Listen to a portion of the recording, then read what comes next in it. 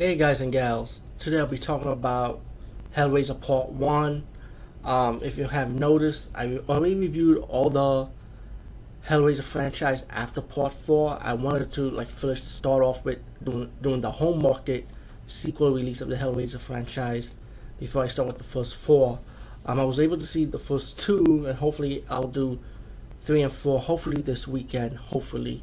To be honest, when I was watching 1 and 2 this morning, I was kind of like on and off doing errands and on the phone a little bit, so I kind of missed a few scenes, but I kind of remember it well. And I just want to say something about the Hellraiser franchise.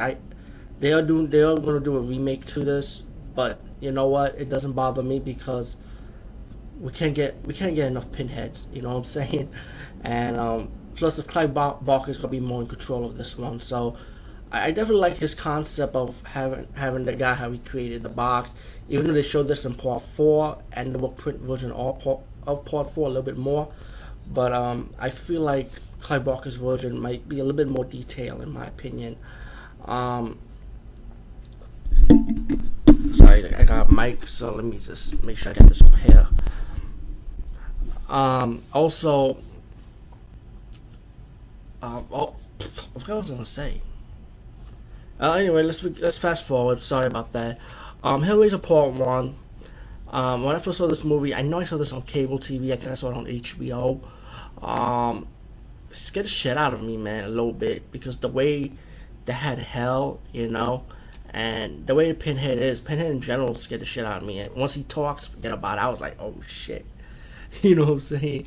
That's one guy you don't want to fuck with. And he had all these demons around him, and I'm like, yo, Cenobites are no fucking joke.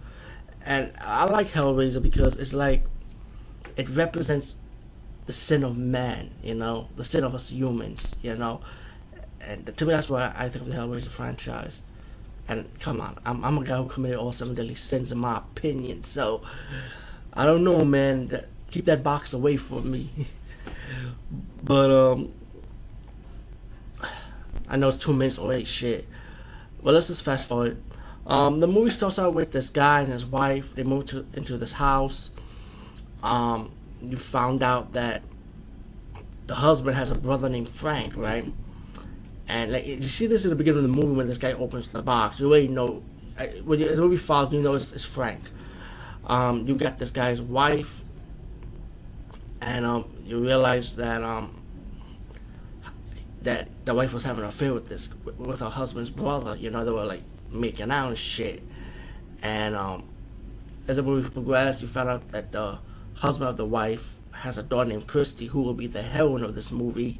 You know, and then you have a party scene with the husband and wife and her friends. And the wife decided to go upstairs, and she saw this rotten body, like touched her and stuff. And he started telling her, "It's me, Frank." And then Frank started telling her the story a little bit about that. Hey, I need you. I need the blood. The blood brought me back. Because there was a scene in this movie when her husband had a bad injury, and the blood dropped on the floor, bringing Frank back to life to escape hell. But he wasn't like in human form. He was in a rotten zombie like form. So pretty much, Julia, who's the husband's wife, who's the villain of the movie, decided to help Frank out by bringing in fresh human bodies so he could drink their blood, and slowly he'll be healing with different part of like the inner or inside to get healed from the inside and out, so he can have human flesh. And as the movie progressed, you got Christy, she decided to visit Julia, because her dad told her, maybe she needs someone to talk to, and that's when she started figuring out what the hell's going on. She finally encounters Frank during one of his murder rampage, killing one of the guy that Julia brought home, and she saw Frank. Frank put her in the room. Like I think he was trying to make out with Christy, his own niece, the fucking freak. And Christy took the box and was able to escape. And pretty much Christy said opened the box, and that's where she met up with Pinhead and Cenobites. And then Christy is saying that, oh, like don't take her pretty much. The guy that escaped named Frank, and Pinhead didn't want to believe her, and then Pinhead kind of like let her go because he was like he wants to see this for himself.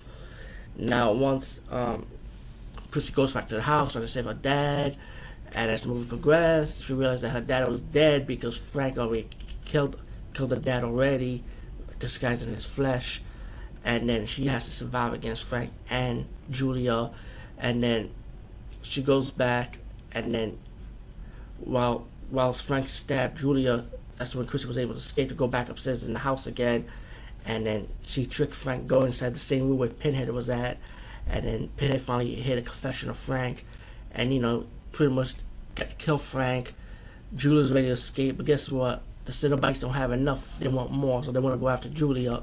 Go after Christy, and Christy was able to escape, and with the box, to beat their own game with the box, and she able to escape with the help of her boyfriend. And then spoilers, if you have not seen this movie, you get your little twist ending with this bum guy, and I presume the bum is probably Satan, as he took the box. And guess what? The ending is pretty much like a cycle ending now, as you got Satan in a new form, ready to sell the box to someone else. Better yet, to give the box to someone else. Excuse me. Overall, Hellraiser Part 1, I really did enjoy this movie. I still do, without a doubt. And definitely this was a groundbreaking horror because it was like, to me, it was something new. When I was growing up, I never seen the way they did these demons. Each of them had their own personality. And you know what? You don't really care too much for demons, like, cause you think demons are all the same. But these demons had the unique personality. But they were actually Cenobites, excuse me. And but Pinhead sold the crowd. To me, he sold it for me. Pinhead was like, I'll tear your soul apart, and he was a scary, menacing character. Anyway, peace, guys. See you later.